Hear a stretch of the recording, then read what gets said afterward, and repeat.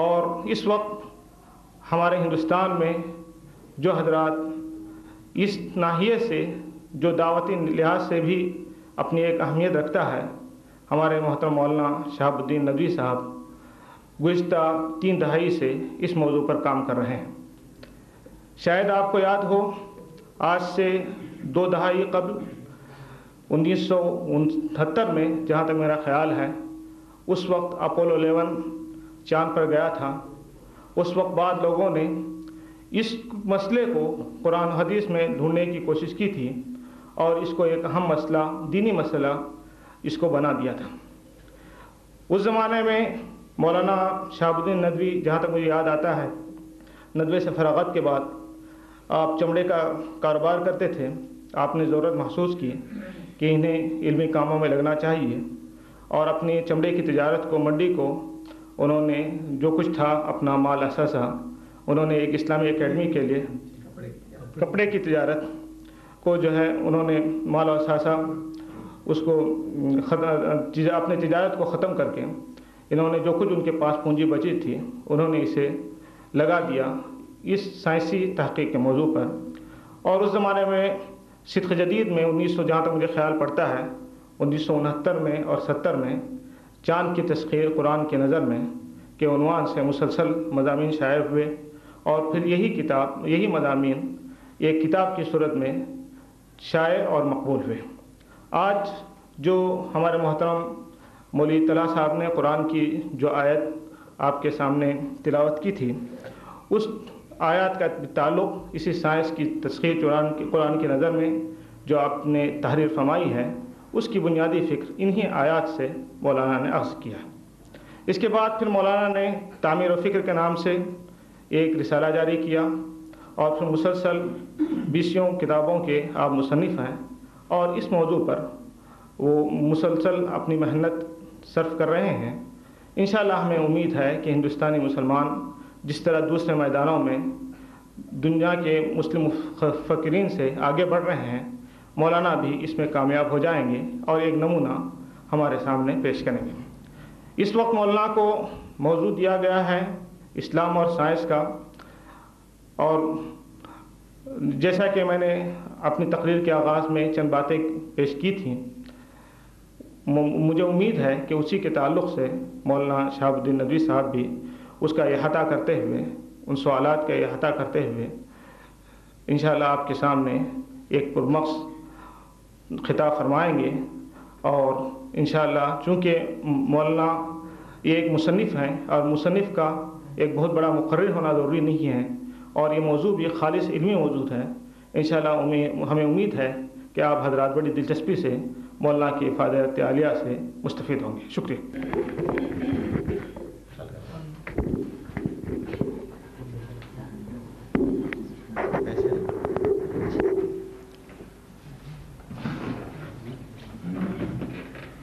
الحمدللہ رب العالمین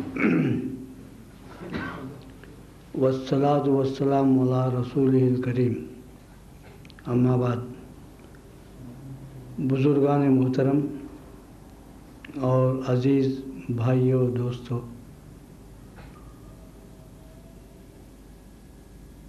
میں سب سے پہلے ایک بات کی وضاحت کر دینا ضروری سمجھتا ہوں قبل اس کے یہ کچھ آپ کی خدمت میں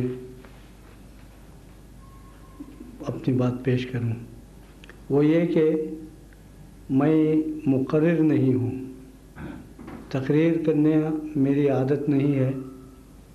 کبھی کبھی ضرورتاً کچھ باتیں بول لیتا ہوں، یہ اور بات ہے۔ قلم کا آدمی ہوں، قلمی لائن میں جس طرح سے میں کام کرتا ہوں، اس طرح سے بولنے کے معاملے میں میں ذرا پیچھے ہوں۔ پھر بھی میں کوشش کروں گا کہ جہاں تک ہو سکے اپنی بات کو مربوط طریقے سے پیش کرنے کی کوشش کروں۔ بہرحال آپ اس کو تقریر سے زیادہ ایک گفتگو کہہ سکتے ہیں۔ یہ ایک بے تکلف ماحول میں اپنی بات پیش کرنا چاہتا ہوں۔ اسی وجہ سے میں کھڑے ہو کر تقریر نہیں کر رہا ہوں۔ تو سب سے پہلی بات، چونکہ مجھے قرآن حکیم سے بہت زیادہ شغف رہا ہے، اور میرا خاص موضوع جیسا کہ ابھی محترم عبد المتین منیری صاحب نے تعارف کرایا، قرآن اور سائنس ہے، اور میری علمی زندگی کا آغاز بھی اسی موضوع سے ہوا ہے۔ سب سے پہلے، اور یہ بھی میں عرض کروں، میں اپنی اس علمی زندگی میں آنے کا بیک گراؤنڈ بھی میں آپ کے سامنے بیان کر دوں، تاکہ آپ حضرات کو میری علمی زندگی کے بارے میں کچھ معلومات بھی حاصل ہو جائیں، اور معلوم ہو کہ میں اس لائن میں کس طرح آیا۔ جیسا کہ ہمارے محترم منیر صاحب نے ابھی فرمایا، میں ایک تاجر تھا۔ 1956 تک میری تجارت تھی، کپڑے کی تجارت، اچھی خاصی تجارت تھی۔ بنگلور کے مضافات میں چکباناوار ایک مقام ہے، وہاں کا میں خاص باشندہ ہوں۔ بنگلور سے 12 میل دور چکباناوار، وہیں پر میری تجارت تھی، اور تجارت کرتا رہا۔ اور میں نے اپنی ایک ذاتی لائبریری اپنی کوششوں سے چھوٹی موٹی، مطالعے کا شوق رہتا تھا، کتابیں جو بھی کتاب ملتی خرید لیتے اور جمع کرتے، پڑھتے رہتے۔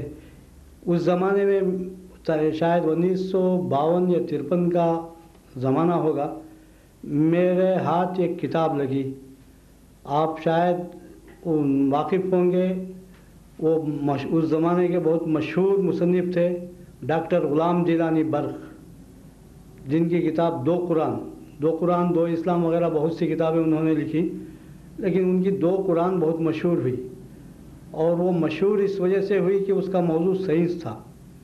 لیکن انہوں نے اس میں چند باتیں قاعدے کی بھی بیان کی، لیکن کچھ غلط باتیں بھی بیان کی، اور خاص کر علماء پر کیچڑ بھی اچھالا انہوں نے۔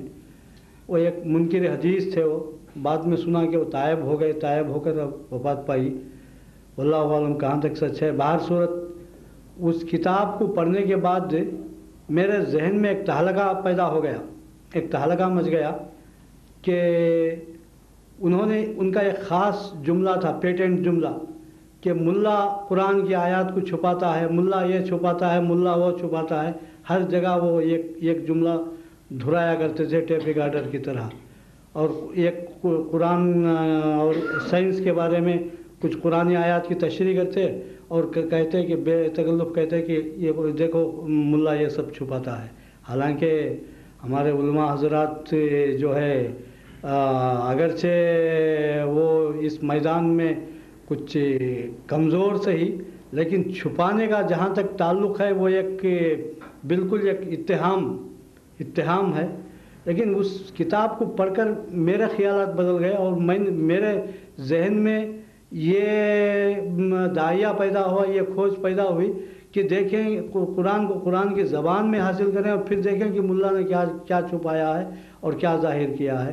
اور یہ داعیہ اتنی شدت سے پیدا ہوا کہ میں اپنی تجارت کو چھوڑ چھاڑ کے 1956 میں ندوۃ العلماء لکھنؤ چلا گیا، اور وہاں پر 4-5 سال 6 سال تعلیم حاصل کر کے 1962 میں فارغ ہو کر میں آیا، اور پھر اپنی تجارت کرتا رہا۔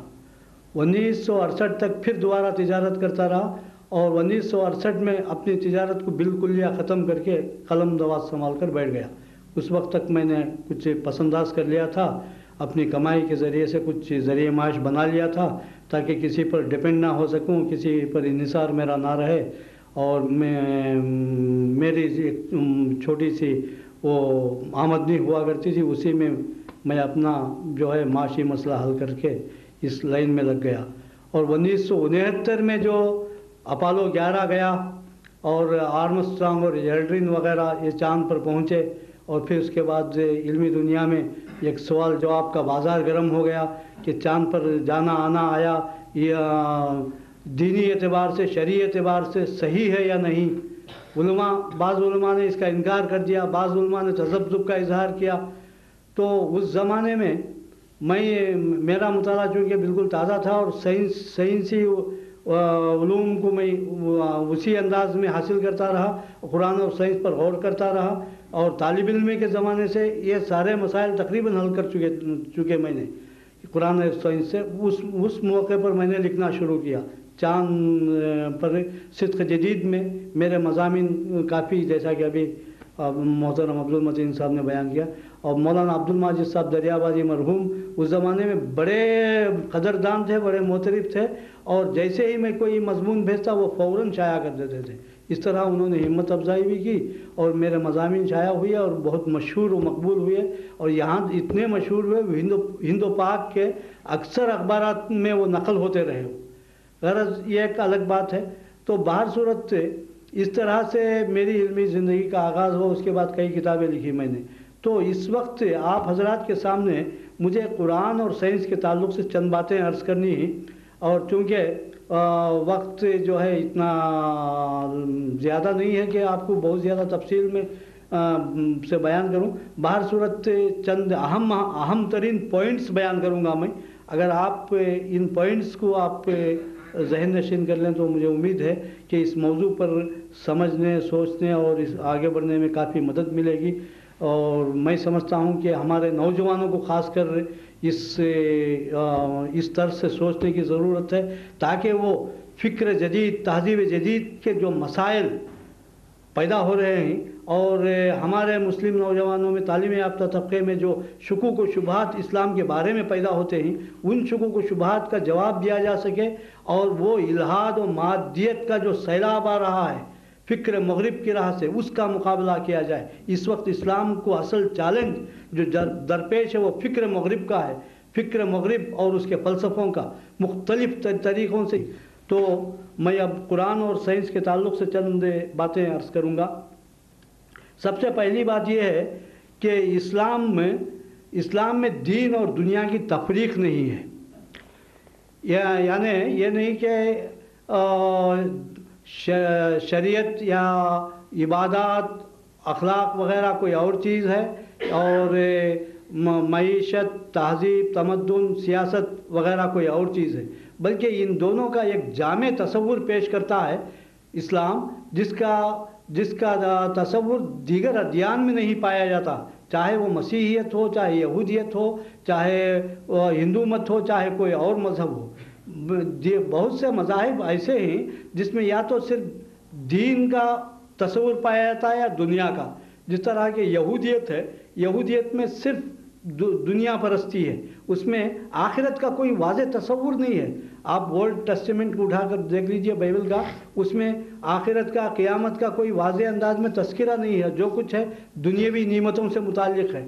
اس کے برعکس آپ مسیحیت کا جائزہ لیجئے، نیو ٹیسٹمنٹ کو دیکھیے، عہد جدید جس کو کہتے ہیں، اس کا جائزہ لیجئے، آپ کو معلوم ہوگا اس میں صرف آسمانی بادشاہت کا تذکرہ ہے، یعنی صرف آخرت سے متعلق ہے، اور دنیا کے متعلق کوئی واضح تصور نہیں ہے۔ یہاں تک کہ وہ تکریم آدم کے تصور سے ناآشنا ہے، بلکہ آدم کی شخصیت کو اتنا بگاڑ کر پیش کیا گیا ہے کہ وہ حضرت آدم علیہ السلام کا جو استحادی ان سے جو لغزش ہو گئی تھی، اس کو وہ موروثی طور پر اس کو جو ہے وہ اصلی گناہ ہے، اصلی تصور کرتے ہوئے یہ کہتے ہیں کہ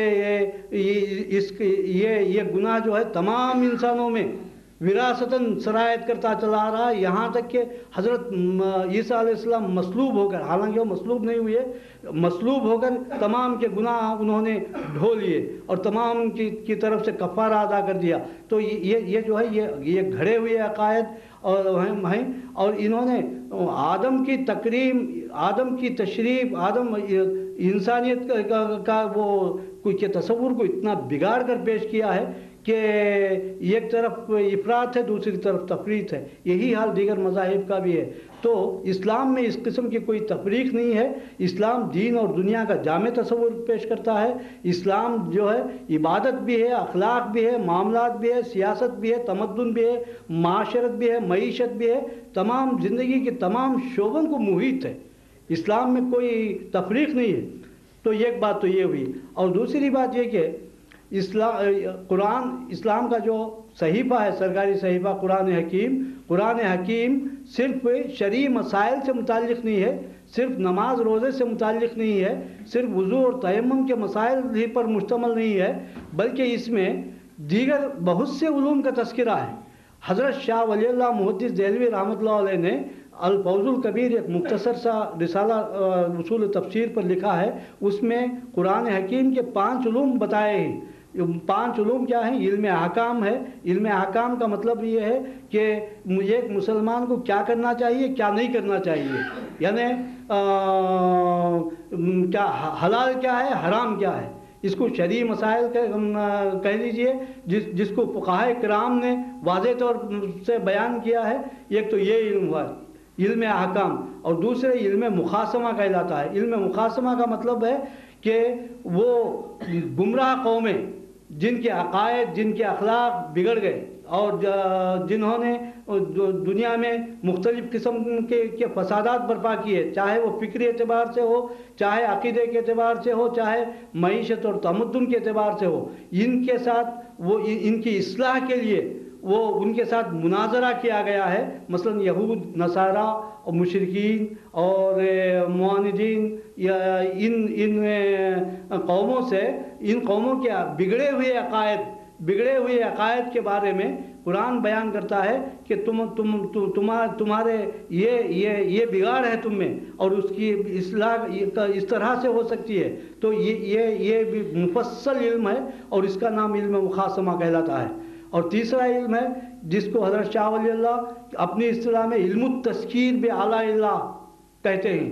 علم التذکیر بآلاء اللہ کا مطلب ہے وہ چیزیں جو اللہ تعالیٰ نے اپنے نعمتوں کے طور پر اس دنیا میں رکھی ہیں، اس دنیا میں پیدا کی ہیں، مختلف اشیاء کی صورت میں پیدا کی ہیں۔ کائنات کی تمام اشیاء جو ہیں، یہ ان کے ذریعے سے اللہ تعالیٰ اپنی نعمتیں گناتا ہے انسان پر۔ وہ انسان جو خدا کو نہیں مانتا، خدا کا معاند ہے، خدا کا باغی ہے، اس کو راہ راست پر لانے کے لیے وہ بیان کرتا ہے کہ اے انسان دیکھ میں نے تجھے یہ نعمتیں عطا کی، یہ چیزیں عطا کی، تو کیوں میرا انکار کرتا ہے؟ جیسا کہ ایک جگہ کہا گیا ہے، یا ایھا الانسان ما غرک بربک الکریم الذی خلقک فسواک فعدلک فی ای صورۃ ما شاء رکبک۔ اے انسان، تجھے کس چیز نے مغرور اور متکبر بنا دیا ہے؟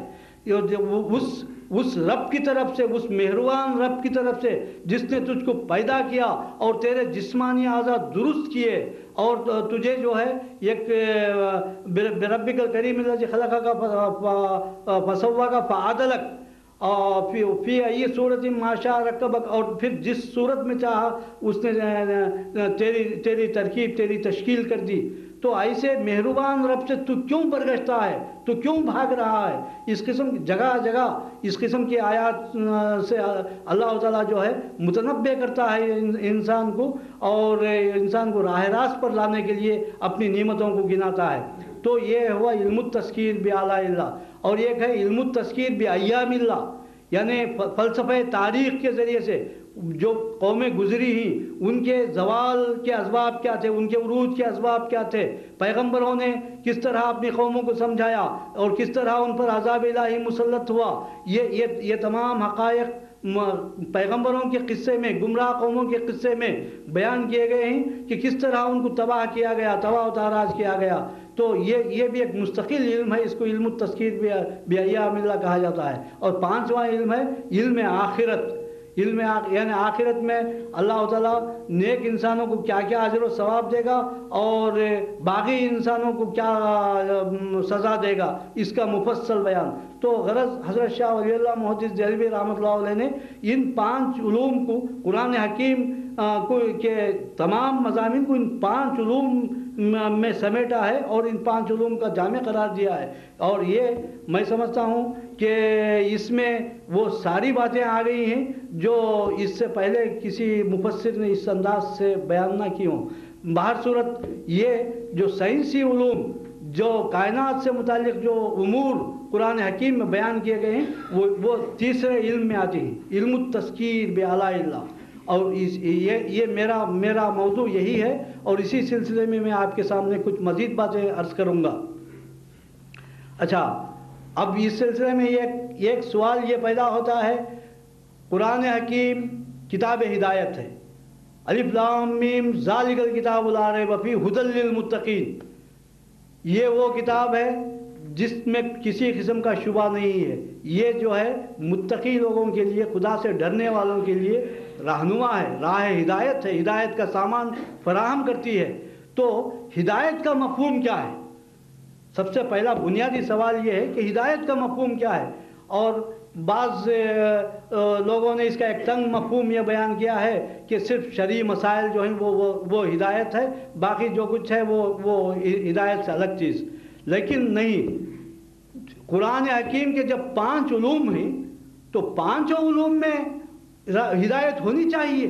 یہ قرآن حکیم صرف شرعی مسائل کا مجموعہ نہیں ہے، بلکہ وہ جس طرح سے علم احکام بیان کرتا ہے، اسی طرح علم تذکیر بھی بیان کرتا ہے، اور علم آخرت سے متعلق بھی مسائل بیان کرتا ہے، گمراہ قوموں سے متعلق ان کے جو غلط عقائد، غلط تصورات اور غلط اعمال ہیں اس کا بھی تحلیل و تجزیہ کرتا ہے۔ تو ان تمام امور میں یہ ہدایت نامہ ہے۔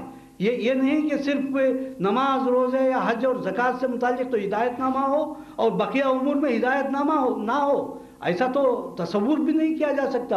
اور قرآن حکیم ایسی جامع کتاب ہے جس کا جو ہے یہ جواب نہیں ہے، اور ایک معجزہ، جس طرح سے 1400 سال پہلے معجزہ تھی یہ کتاب، اسی طرح قیامت تک ہر اعتبار سے یہ کتاب معجزہ ہے۔ اس کے معجزے، اس کا اعجاز ایسے طریقوں سے ظاہر ہوتا رہے گا، انسان اس کا تصور بھی نہیں کر سکے گا۔ یہ ایک زمانے میں کسی علم کا زور ہوتا ہے، کوئی علم جو ہے وہ عروج پر ہوتا ہے، اس زمانے میں یہ اپنا کمال دکھاتا ہے۔ کسی زمانے میں منطق و فلسفے کا زور تھا، کسی زمانے میں انشاء پردازی کا زور تھا، کسی زمانے میں بلاغت کا زور تھا، اور آج سائنس اور فلسفے کا زور ہے۔ تو موجودہ دور میں بھی اس کا اعجاز اور اس کا معجزہ ہونا صاف ظاہر ہے۔ اگر ہم واقعی اس کو کتاب ہدایت تصور کریں، واقعی اس انداز سے اس میں غور کریں، تو ہم کو اس اعتبار سے بھی موجودہ دور کا جو چیلنج ہے، جو فکری چیلنج ہے، اس چیلنج کا مقابلہ کرنے کے لیے آج ہم کو وہی چیزیں اس میں ملتی ہیں جس کو ہم اپنا کر موجودہ چیلنج کا مقابلہ کر سکتے ہیں اور موجودہ فکری دھاروں کو ہم موڑ سکتے ہیں۔ تو یہ جو ہے ایک جامع ہدایت نامہ ہے، یہ صرف شرعی مسائل ہی کا مجموعہ نہیں، بلکہ ہر اعتبار سے یہ ایک ہمارے لیے راہ ہدایت ہے۔ اچھا، اب قرآن اور سائنس کے تعلق سے میں چند باتیں، 2-3 باتیں میں عرض کروں گا۔ سب سے پہلی بات یہ ہے، سب سے پہلا سوال یہ پیدا ہوتا ہے، اللہ تعالیٰ نے قرآن حکیم میں یہ امور کائنات کا بیان کیوں کیا؟ ایک سوال پیدا ہوتا ہے، کیا وجہ ہے کہ علوم کائنات مختلف، اور علامہ طنطاوی جوہری جو مشہور مفسر جن کی تفسیر الجواہر بہت کافی مشہور ہے، ان کی ایک چھوٹی سی کتاب ہے القرآن والعلوم العصریہ، اس میں انہوں نے بیان کیا ہے قرآن حکیم میں یہ ارض و سماوات اور اس میں جو عجائب و غرائب ہیں اور اس میں مختلف اشیاء ہیں، اس کے تعلق سے تقریباً 500 آیتیں قرآن حکیم میں موجود ہیں، اور یہ آیتیں ایسی نہیں ہیں کہ اس کو ہم نظر انداز کر دیں۔ ان کا ایک بہت بڑا مقصد ہے، اور وہ مقصد جو ہے موجودہ دور میں وہ مقصد کھل کر سامنے آ گیا ہے۔ تو اس تعلق سے سب سے پہلی چیز یہ ہے کہ جدید علوم یا سائنسی علوم کے کئی پہلو ہیں اس کی افادی نوعیت سے۔ یہاں ہم کو ان لوگوں سے کوئی بحث نہیں ہے جو یہ کہتے ہیں سائنس اور مذہب میں ٹکراؤ ہے، تصادم ہے اور کانفرنٹیشن ہے، ایسے لوگوں سے ہم کو کوئی بحث نہیں ہے۔ حالانکہ حقیقتاً اس قسم کی کوئی کانفلکٹ نہیں ہے، اس قسم کی کوئی کشمکش حقیقتاً نہیں ہے. حقیقتاً جو ہے اصل کشمکش قرآن اور سائنس میں نہیں ہے. سائنس تو قرآن کے خادم اور اس کی حاشیہ بردار ہے. آپ سائنسی علوم کا جتنا زیادہ گہرائی کے ساتھ جائزہ لیجئے، جتنی گہرائی کے ساتھ مطالعہ کیجئے، پھر اس کے بعد قرآنی علوم، قرآنی آیات پر غور کیجئے، آپ کو ایسا معلوم ہوگا وہ بہت سے حقائق جو سائنسی علوم میں ہم کو ملتے ہیں اور وہ جو ہے کلیات کی شکل میں ہم کو قرآن حکیم میں موجود ہیں. اگر آپ مجھے وقت دیں تو میں ایسی کئی مثالیں بیان کر سکتا ہوں، بے شمار مثالیں بیان کر سکتا ہوں. صرف ایک مثال بیان کروں گا جسے میں نے اپنی تازہ کتاب قرآن حکیم اور علم نباتات میں کوٹ کیا ہے، اور وہ میری کتاب کا موضوع بھی یہی ہے. وہ کلوروفل یعنی اس کو خضرہ یا سبزہ کہا جاتا ہے. اور وہ جو ہے یہ کلوروفل کس کو کہتے ہیں؟ یہ نباتات میں جو ہرا رنگ کا مادہ ہوتا ہے، ہرے ہرے ذرات پر مشتمل ہوتا ہے. اصل میں پتیوں میں ایک ذرہ ہوتا ہے جس کو کلوروپلاسٹ کہتے ہیں. سائنس کی اصطلاح میں، باٹنی کی اصطلاح میں کلوروپلاسٹ کہتے ہیں، اور اس میں کلوروفل نام کا ہرا مادہ بھرا رہتا ہے. آپ خوردبین سے کسی پتی کا تجزیہ کیجئے، خوردبین لے کر دیکھیے، آپ کو فاصلے پر، تھوڑے فاصلے پر وہ ہرے رنگ کے ذرات نظر آئیں گے. باقی پتی جو ہے بالکل بے رنگ کی رہے گی، اور وہ بالکل نزدیک آپ خالی آنکھ سے دیکھیں گے تو ایسا معلوم ہوگا پوری پتی سبز ہے، لیکن حقیقتاً پوری پتی سبز نہیں. کسی بھی درخت کی پتی آپ آج دنیا میں 4.5 لاکھ قسم کے نباتات پائے جاتے ہیں، پیڑ پودے. 4.5 لاکھ قسم کے نباتات میں آپ کسی بھی پتی کا آپ تجزیہ کیجئے، خوردبین سے دیکھیے، آپ کو دور ذرات نظر آتے ہیں. اس میں کلوروفل ہوتا ہے، اور وہ کلوروفل کیا کرتا ہے، وہ سورج کی روشنی لیتا ہے اور فضا سے کاربن ڈائی آکسائڈ، زمین سے پانی لے کر کلوروپلاسٹ تیار کرتا ہے، جس کو نشاستہ کہتے ہیں. اور وہی نشاستہ جو ہے بعد میں پھلوں کی شکل میں میٹھا خوشگوار مادہ یہ اس کا مطلب یہ ہے، نشاستے کا مطلب خوشگوار میٹھا رسیلا مادہ. اور وہ جو ہے تمام غذا کا بنیادی جز ہوتا ہے، چاہے وہ چاول ہو، گیہوں ہو، دال ہو، دلیا ہو، پھل ہو، کوئی بھی چیز ہو، اس میں وہ جو ہے بنیادی مادہ اس کا وہ ہوتا ہے. تو یہ پروٹین الگ چیز ہے، پروٹین دوسری چیز کو کہا جاتا ہے. اس کو جو ہے فوٹو سنتھیسس کہتے ہیں، اس پورے عمل کو، شعاعی ترکیب کا عمل.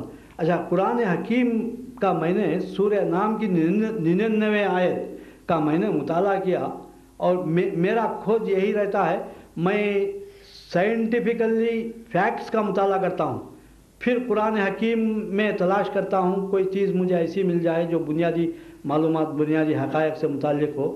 تو اس قسم سے میں نے بہت سی آیتیں، بہت سے حقائق، اسرار اس کے کھوج نکالے ہیں. تو یہ کلوروفل کی تھیوری مجھے قرآن میں مل گئی. وہ میری کتاب کا وہ مرکزی موضوع ہے، قرآن حکیم اور علم نباتات کا. تو وہ تھیوری یہ ہے، اللہ تعالیٰ فرماتا ہے، کیا ہے وہ آیت، هو الذی انزل من السماء ماء، هو الذی انزل من السماء ماء فاخرجنا به نبات كل شيء فاخرجنا منه خضرا نخرج منه حبا متراکبا. یہ آیت ہے سورہ انعام کی 99 آیت. کیا شروع کیا کہا میں نے ابھی، هو الذی انزل من السماء ماء، مجھے آیت جلدی سے یاد نہیں آتی. هو الذی، وہی ہے جس نے آسمان سے یا بادل سے پانی برسایا. هو الذی انزل من السماء ماء فاخرجنا به نبات كل شيء، الفاظ پر غور کیجیے آپ. فاخرجنا به نبات كل شيء، ہم نے اس پانی سے ہر قسم کے نباتات، نبات كل شيء، ہر قسم کے نباتات ہم نے اگا دیے. فَأَخْرَجْنَا بِهِ نَبَاتَ كُلِّ شَيْءٍ فَأَخْرَجْنَا مِنْهُ خَزِرًا. پھر اس نبات سے ہم نے ایک سبز چیز نکالی. خضر، خضر کہتے ہیں سبز چیز کو، شیئن اخضر کے معنی میں. اب مختلف مفسرین نے اس کی مختلف توجیحات کی ہیں، اور علامہ جلال الدین سیوطی رحمۃ اللہ علیہ نے تفسیر جلالین میں بالکل صحیح مفہوم بیان کیا ہے. خضرن سے مراد ہے شیئن اخضر. تو ہم نے اس سے ہری چیز نکالی. فَأَخْرَجْنَا مِنْهُ خَزِرًا نُخْرِجُ مِنْهُ حَبًّا مُتَرَاكِبًا. اسی خضر سے، اسی سب چیز سے یا اسی کلوروفل سے ہم جو ہے تہ بتہ دانے نکالتے ہیں.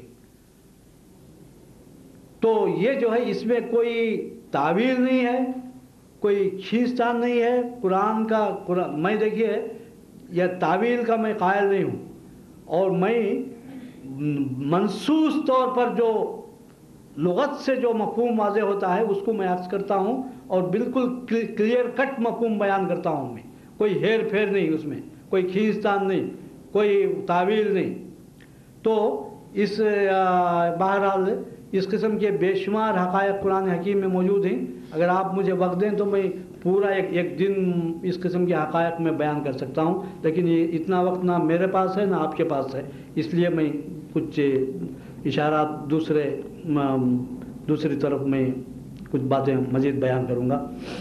تو ایک تو یہ ہوا قرآن حکیم میں کائنات سے متعلق اسرار و حقائق ایک خاص اسلوب میں موجود ہیں. وہ سائنس جس انداز میں بیان کرتی ہے حقیقت، وہ انداز قرآن کا نہیں ہے. قرآن کا اپنا ایک اسلوب ہے، اپنا ایک خاص طرز ہے. اور ایک حدیث شریف میں آتا ہے وَلَا تَنْقَضِي عَجَائِبُهُ، ترمذی شریف کی حدیث ہے. قرآن کے عجائب کبھی ختم نہیں ہو سکتے، قیامت تک اس کے عجائب، اسرار و عجائب جاری رہیں گے. چاہے دنیا کتنی ہی فارورڈ، کتنی ہی جو ایڈوانس کیوں نہ ہو جائے، اور اس میں کھوجنے والے کھوجتے رہیں گے، غور کرنے والے غور کرتے رہیں گے. حقائق کا ایک سمندر ہے جو کبھی ختم نہیں ہو سکتا. یہ تو ایک ایسا سمندر ہے جس میں جتنا زیادہ آپ تیریں گے اتنا ہی وہ اور گہرا ہوتا جائے گا، اور اس کے حقائق کبھی ختم نہیں ہو سکتے. تو بہر صورت قرآن حکیم میں یہ سائنسی امور یا کائناتی امور بیان کرنے کا ایک مقصد کیا ہے؟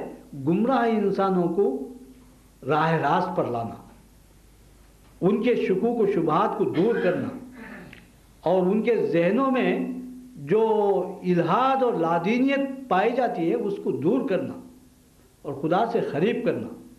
یہ اہم ترین مقصد ہے. اور اس کا ایک دوسرا مقصد بھی ہے. وہ دوسرا مقصد یہ ہے، قرآن حکیم دیکھیے جگہ جگہ کہتا ہے اِنَّ فِي خَلْقِ السَّمَاوَاتِ وَالْأَرْضِ لَآيَاتٍ لِأُولِي الْأَلْبَابِ. زمین اور آسمانوں کی تخلیق میں غور و فکر کرنے والوں کے لیے بہت سی نشانیاں رکھ دی گئی ہیں. عقل مندوں کے لیے، غور و فکر کرنے والوں کی بعض جگہ کہتا ہے لآیات لأولی الالباب، بعض جگہ کہتا ہے لآیات لقوم یعقلون. کچھ مختلف الفاظ، مختلف اسلوب بدل کر جو ہے اس میں متنبع کیا گیا ہے، جھنجھوڑا گیا ہے انسان کو کہ ان آیات پر، ان حقائق پر غور کرو، سمجھو، اور جو ہے اس کے نتائج، عقلی نتائج، منطقی نتائج تک پہنچنے کی کوشش کرو. تو ایک تو یہ چیز ہوئی. اور اس کا دوسرا ایک افادی پہلو ہے. سائنسی علوم پر جب ہم غور کریں گے، چاہے وہ فزکس ہو، کیمسٹری ہو، بایولوجی، جیالوجی، اب کسی بھی علم میں آپ غور و فکر کیجئے، انسان کا علم جو ہے آگے بڑھتا جائے گا، اور اس میں جو ہے وہ سائنس کے ساتھ ساتھ ٹیکنالوجی کو بھی فروغ حاصل ہوگا. جب ظاہر بات ہے کائناتی علوم ترقی پائیں گے تو اس کا بھی دائرہ، سنت کا دائرہ یہ بھی بڑھتا جائے گا۔ سنت ہی کا دوسرا نام ٹیکنالوجی ہے۔ اچھا، ایک حقیقت آپ کے سامنے یہ عرض کروں میں، سب سے پہلے اللہ تعالیٰ نے انسان اول کو یعنی حضرت آدم علیہ السلام کو پیدا کیا۔ حضرت آدم علیہ السلام کو پیدا کرنے کے بعد حضرت آدم کو کون سا علم دیا گیا؟ قصے آدم میں ہم کو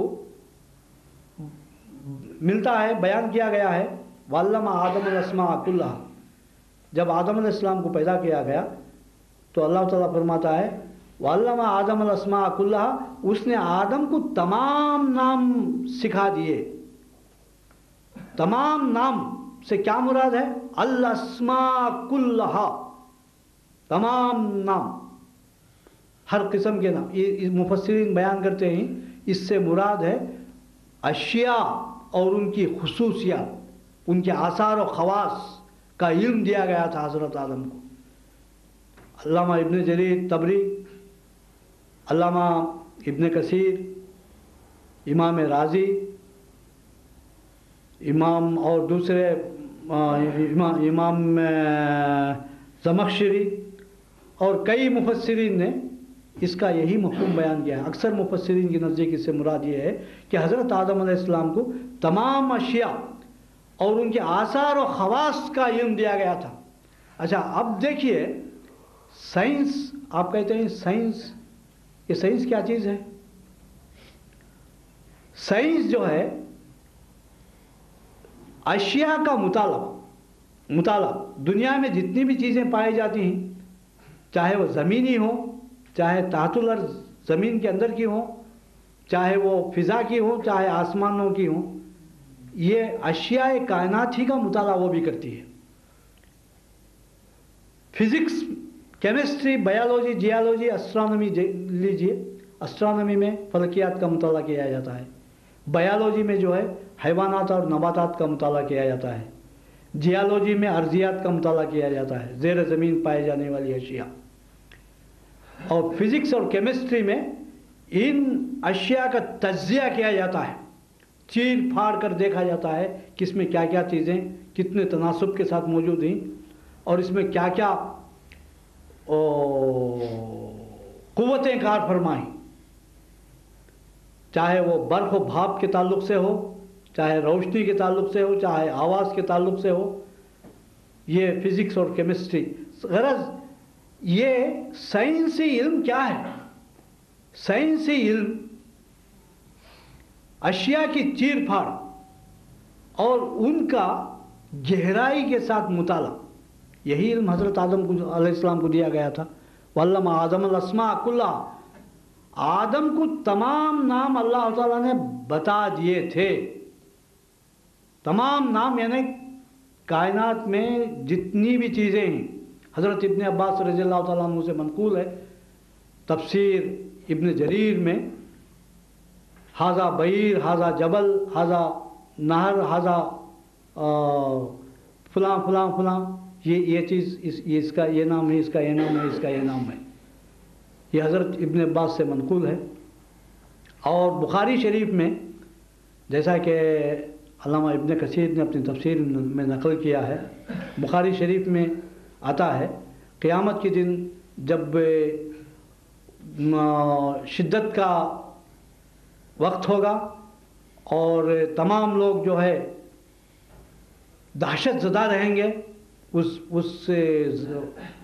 اس روز کی ہیبت سے، اس وقت تمام لوگ حضرت آدم علیہ السلام کے پاس جائیں گے اور ان سے کہیں گے انت ابونا خلقک اللہ بیدک واسجد لک الملائکہ وعلمک اسماء کل شیء۔ یہاں اس کی تشریح ملتی ہے، الاسماء کلہا، اس کی تشریح حدیث شریف میں ملتی ہے، وعلمک اسماء کل شیء، اور تم کو اللہ تعالیٰ نے تمام چیزوں کے نام بتا دیے تھے۔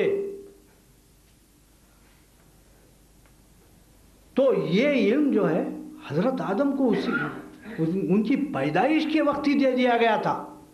سوال پیدا ہوتا ہے وہ یہ قصہ جو ہے حضرت آدم علیہ السلام کا قصہ ایک اعجازی انداز میں مذکور ہے قرآن حکیم میں. اب یہاں پر ایک سوال پیدا ہوتا ہے اس کی کیا اہمیت ہے؟ اس پر ہم لوگوں نے غور نہیں کیا. ہم تو اس پر خوش ہو گئے کہ اللہ تعالیٰ نے ملائکہ پر حضرت آدم کو فضیلت دے دی، سارے نام بتا کر پہلے ہی جو ہے وہ امتحان میں پاس کرا دیا، پھر جو ہے کہہ دیا کہ اسجدوا لآدم، آدم کو سجدہ کرو. لیکن اس میں کیا چیز، کیا سبق ہمارے لیے پوشیدہ ہے اس پر ہم نے غور نہیں کیا. اس کا مطلب یہ تھا اور یہ ہے آدم علیہ السلام کو چونکہ اللہ تعالیٰ نے خلیفہ بنا کر پیدا کیا تھا. وَإِذْ قَالَ رَبُّكَ لِلْمَلَائِكَةِ إِنِّي جَاعِلٌ فِي الْأَرْضِ خلیفہ. جب تمہارے رب نے فرشتوں سے یہ کہا کہ میں زمین میں ایک خلیفہ پیدا کرنے والا ہوں، پھر اس کے بعد مکالمہ ہوتا ہے اللہ تعالیٰ اور فرشتوں کے درمیان. پھر اس کے بعد یہ بات آتی ہے وَعَلَّمَ آدَمَ الْأَسْمَاءَ كُلَّهَا ثُمَّ عَرَضَهُمْ عَلَى الْمَلَائِكَةِ فَقَالَ أَنبِئُونِي بِأَسْمَاءِ هَؤُلَاءِ إِن كُنتُمْ صَادِقِينَ. انہوں نے اعتراض کیا تھا کہ کیوں ایسی مخلوق کو کیوں خلیفہ بناتا ہے جو زمین میں فساد برپا کرتی ہے اور خون ریزی پیدا کرتی ہے، ایسی مخلوق کو تو کیوں خلیفہ بنائے گا؟ تو اس کے جواب میں اللہ تعالیٰ نے فرمایا انی عالم ما لا تعلمون، میں وہ بات جانتا ہوں تم نہیں جانتے. پھر اس کے بعد ارشاد ہوتا ہے وَعَلَّمَ آدَمَ الْأَسْمَاءَ كُلَّهَا، اور اس نے حضرت آدم کو تمام اسماء سکھا دیے، بتا دیے. ثُمَّ عَرَضَهُمْ عَلَى الْمَلَائِكَةِ، پھر فرشتوں کے سامنے پیش کر کے کہا کہ آپ بتاؤ ان چیزوں کے نام. فرشتوں کے سامنے اشیاء پیش کی گئی، بتاؤ یہ کیا چیز ہے، یہ کیا چیز ہے، اس کے کیا آثار ہیں، کیا خواص ہیں، نہیں بتا سکے وہ. تو پھر حکم ہوتا ہے آدم کو اے آدم تم بتاؤ. وہ فر پر تمام چیزیں بتا دیتے ہیں. اب وہ جو امتحان میں کامیاب ہو جاتے ہیں اور حکم ہوتا ہے سجدہ کرو آدم کو. سجدہ حقیقت میں جو ہے وہ سجدہ کس نوعیت کا تھا وہ ایک الگ مسئلہ ہے. بہر صورت اس سے جو ہے آدم کی تشریف، ان کی تکریم ظاہر ہوتی ہے. تو اس میں ایک پہلو پوشیدہ ہے ہمارے لیے، خاص کر ہم مسلمانوں کے لیے. اور یہ قصہ جو ہے ایک اعجازی انداز میں بیان کیا گیا ہے، قرآن حکیم نے اعجازی انداز میں بیان کیا. وہ یہ کہ جو خلافت عرض کے لیے زمین میں اگر خلیفہ بننا ہے، اس زمین میں برتر رہنا ہے، تو یہ علم آدم یا علم اسماء میں برتری ضروری ہے. یہ سبق ہم کو ملتا ہے اس قصے میں. اس کا مطلب یہ ہوا جو قوم یا جو ملت اس علم میں ماہر بنے گی، اس علم میں برتر بنے گی، وہ اس زمین میں خلیفہ بنے گی. یہ بالکل منطقی مفہوم ہے، اس میں کوئی ہیر پھیر نہیں ہے.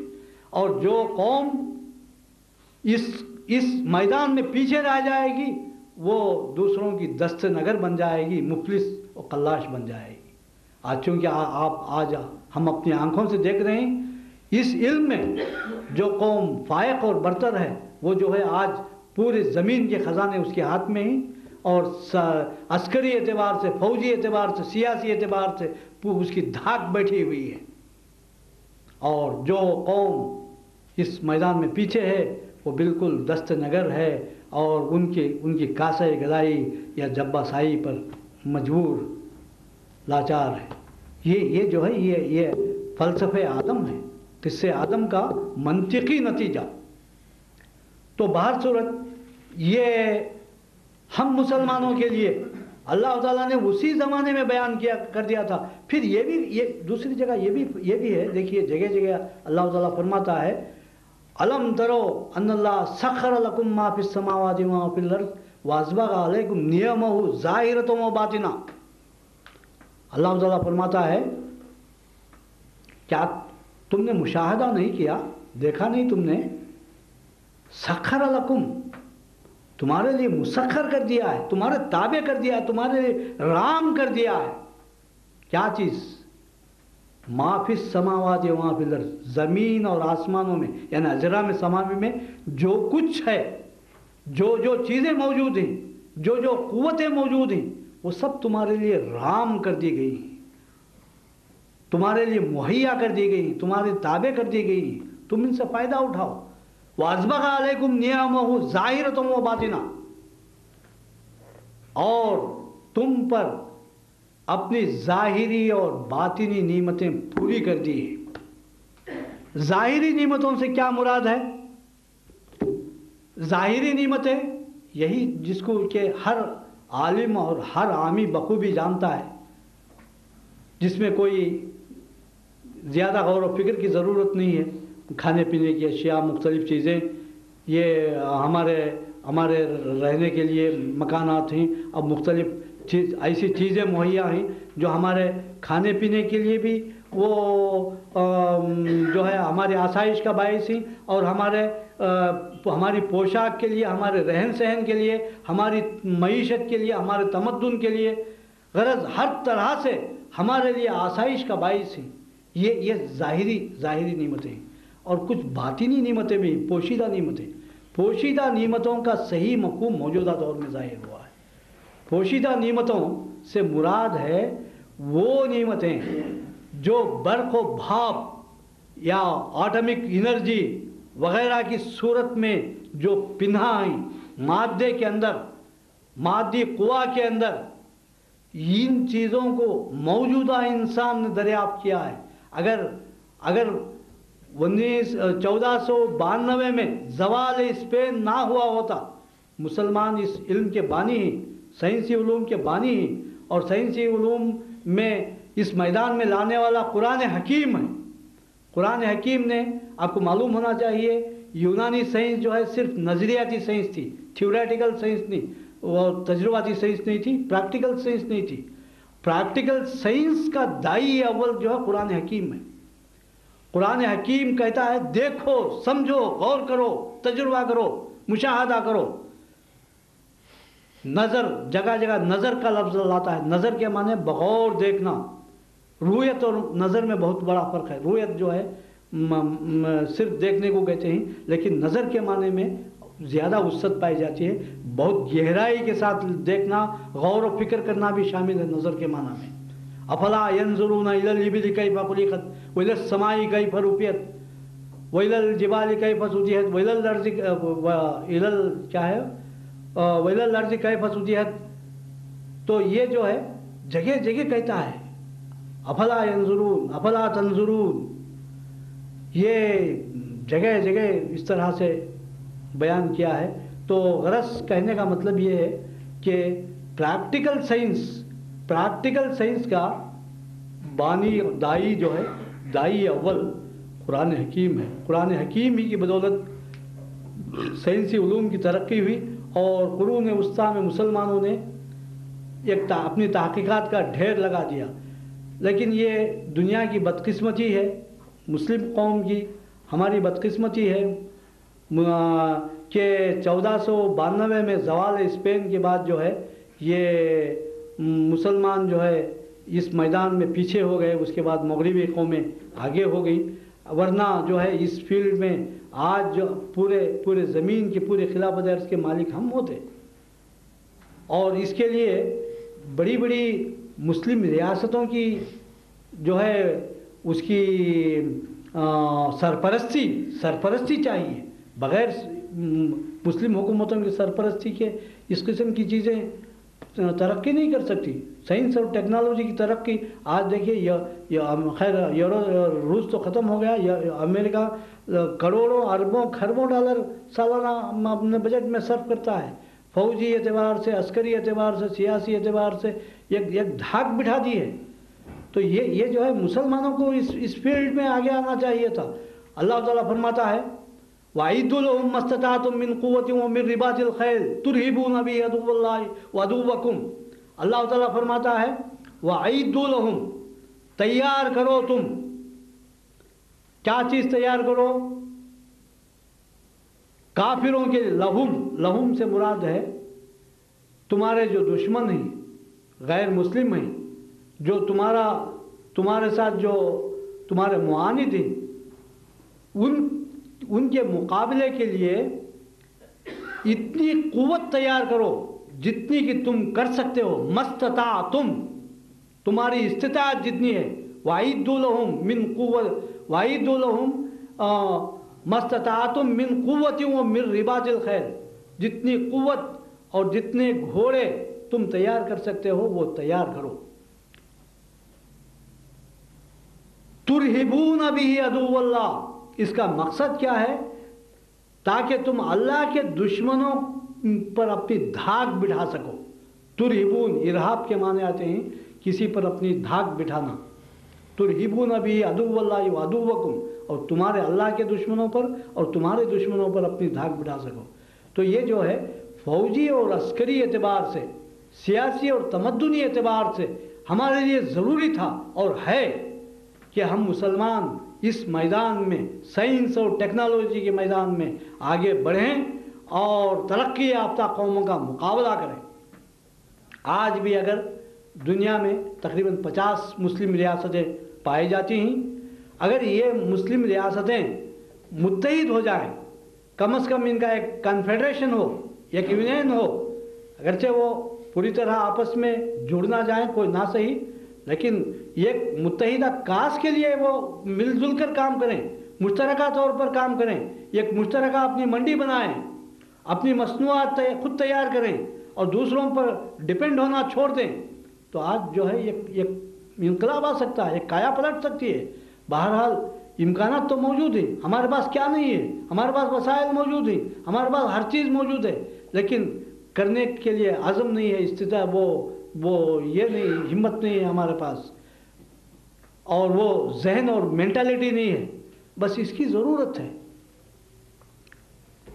بہر صورت یہ قصے آدم کا ایک پہلو ہے کہ ہم اس میدان میں کمزور نہ ہوں بلکہ زور آور ہوں اور آگے بڑھیں. یہ خلافت عرض کے لیے بہت ضروری ہے. تو وقت بہت کافی ہو رہا ہے اور ابھی بہت سی باتیں کہنی باقی ہیں، لیکن میں سمجھتا ہوں کیوں کچھ اور بیان کریں جی کیجیے مختصراً. اچھا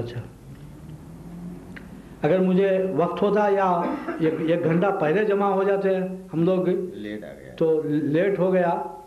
ابھی نیند کا بھی وقت ہے، صبح میں بہت سے لوگوں کو ڈیوٹی پر بھی جانا ہے، اس وجہ سے جو ہے میں اپنی بات کو مختصر کرتا ہوں. پھر کبھی انشاءاللہ موقع میں مقرر تو نہیں ہوں، لیکن الحمدللہ میری باتیں پتہ نہیں کہ آپ کو کیسی لگیں، اچھی لگیں یا نہیں لگیں. میں تقریر کے انداز میں بات نہیں کی میں نے، لیکن پھر بھی میں سمجھتا ہوں کہ اپنے مافی ضمیر کو میں نے ادا کر لیا ہوگا. بہر صورت آج جو ہے مادیت کا دور ہے. مختصر طور پر چند باتیں عرض کر کے ختم کر دیتا ہوں. موجودہ دور الحاد اور مادیت کا دور ہے، اور اس دور میں ہم کو جو ہے الحاد اور مادیت کے خلاف کام کرنا ہے. ایک 2 منٹ ٹھہر جاؤ گے، 2 منٹ ٹھہر جاؤ. الحاد اور مادیت کے خلاف ہم کو کام کرنا ہے، تو اس کے لیے ہمارے لیے ضروری ہے کہ ہم اس علم میں فوقیت اور برتری حاصل کریں. کم از کم دوسری قوموں سے اونچے نہ جائیں نہ صحیح، لیکن اتنی استعداد ضرور پیدا کر لیں کہ اس میں ہم اپنا کمال دکھا سکیں. اور اس کے دوہرے فوائد ہیں. ایک فائدہ تو یہ ہے کہ ہم سائنس اور ٹیکنالوجی کے میدان میں آگے بڑھیں گے، اور دوسرا فائدہ یہ ہے کہ وہ فکری اور فلسفیانہ طور پر وہ جو الحاد مغرب کا جو چیلنج ہے، مغربی افکار کا جو چیلنج ہے، مغربی علوم کا جو چیلنج ہے، اس کا ہم مقابلہ کر سکتے ہیں، اور اس کے لیے بہت ضروری ہے. اور دیکھیے ہمارے کالج کے نوجوان ایسے نوجوان ہیں جہاں پر کالج میں جو ہے ایسے نظریات پڑھائے جاتے ہیں. مثلا ڈاروینزم کو ایک سبجیکٹ کے طور پر وہ بایولوجی میں پڑھایا جاتا ہے. وہ ایولیوشن تھیوری، ایولیوشن ایک مستقل چاپٹر کے طور پر پڑھایا جاتا ہے، اور اس میں یہ کہا جاتا ہے کہ تمام چیزیں خود بخود ڈیولپ ہو کر ہم پیدا ہو رہی ہیں، کوئی نہ خالق ہے نہ کریٹر ہے. لیکن یہ جو ہے یہ اسلامی نقطہ نظر سے ना सही, अब इस्लाम का को अभी रहने ही दीजिए, खुद साइंटिफिक नुक्ते नज़र से हम गौर करें तो हमको खुद साइंसी नज़रियात की रूह से ये बात गलत मालूम होती है। लेकिन ये मादा परस्त क्या करते हैं, वो अपने नज़रियात को छोड़ने पर तैयार नहीं है, और एक किस्म का उन्होंने वो एक ढटाईपन पैदा कर लिया है कि क्यों, इस वजह से अगर वो इस नज़रिए को छोड़ देंगे तो उसका दूसरा जो है अल्टरनेट नज़रिया जो है क्रिएशन, थ्योरी ऑफ क्रिएशन को तस्लीम करना पड़ेगा। अब चूंकि ये एवोल्यूशन को छोड़ना नहीं चाहते, इसी वजह से किसी ना किसी तरीके से चिपके हुए हैं। हालांकि ये जो है आउट ऑफ डेट हो चुका है, ये नज़रिया, ये एवोल्यूशन थ्योरी जो है बिल्कुल फेल हो चुकी है। इसको खुद साइंसदान जो है, बहुत से साइंसदान इसको गलत कहते हैं। अभी एक किताब ऑक्सफोर्ड यूनिवर्सिटी शाया हुई है 1978 में, उसका नाम है क्या है वो, एनसाइक्लोपीडिया ऑफ इग्नोरेंस। उसमें तकरीबन 70-80 वहाँ के फुजला ने अपने अपने इल्म में महारत हासिल, जिनको हासिल है, उन्होंने खुद लिखा है कि ये जो है ये आउट ऑफ डेट नज़रिया है, और इसके जो भी इसके फैक्ट्स बयान किए जाते हैं वो आउट ऑफ डेट फिज़िक्स के आउट ऑफ डेट थ्योरीज की ज़बान में बयान किए जाते हैं। एट प्रेजेंट वो सब फरसुदा हो चुके हैं। गरज से कहने का मतलब ये है कि इस तरह से हम साइंसी उलूम में महारत हासिल करें तो खुद साइंसी उलूम के ज़रिए से हम साइंस में जो ये आपको मालूम होना चाहिए, साइंस और मादियत दो अलग अलग चीज़ें हैं। बाज़ लोग गलती से कह देते हैं कि साइंस और मादियत एक ही सिक्के के दो रुख हैं। नहीं, बल्कि साइंस अलग चीज़ है, मादियत अलग चीज़ है। जहाँ तक साइंसी हक़ाइक़ का ताल्लुक़ है वो इस्लाम के और कुरान के जो हामी हैं, और जहाँ तक मादियत का ताल्लुक़ है उसी से हमको मुकाबला है। तो ये अगर सही माना में कोई साइंटिस्ट है तो वो तो मादियत का मुनकिर होगा। लेकिन ये हमारी बदकिस्मती है कि आजकल अक्सर साइंटिस्ट जो हैं या तो मादा परस्त हैं, मुल्हिद हैं, या फिर वो जो है ये उनका नज़रिया बैन किस्म का है, ना इस तरफ ना उस तरफ, तो किसी की भी वो तायद और हिमायत नहीं करते। तो ये भी एक जो है इसमें भी तज़ब्ज़ुब की कैफियत पैदा हो जाती है। बाहर सूरत इस किस्म के मसाइल में जो है हमारा ज़रूरी है कि हम साइंसी उलूम का मुताला करें और असर जदीद का चैलेंज को हम सही तौर से समझें और सही तौर से उसका मुकाबला करने की कोशिश करें। हमने फुरकान एकेडमी जो बेंगलोर में कायम की है, उसका मकसद यही है कि इस किस्म के चैलेंजों का मुकाबला किया जाए और इल्मी सतह पर इल्हाद और मादियत का रद्द किया जाए। और अल्हम्दुलिल्लाह मेरी किताबें तकरीबन इन्हीं मसाइल और मौज़ूआत से मुताल्लिक़ हैं, और मैं तकरीबन 30 साल से इस मौजू पर काम करता रहा हूँ। और वो शाहबानो केस के बाद मैंने वो शरई मसाइल पर भी कुछ किताबें लिखी हैं, और वो एक अभी हालिया मौजू है, वरना मेरा असल मौजू तो कलामियात है। बस इतना कहकर मैं अपनी बात ख़त्म करता हूँ। वाखिर दावाना अल्हम्दुलिल्लाहि रब्बिल आलमीन।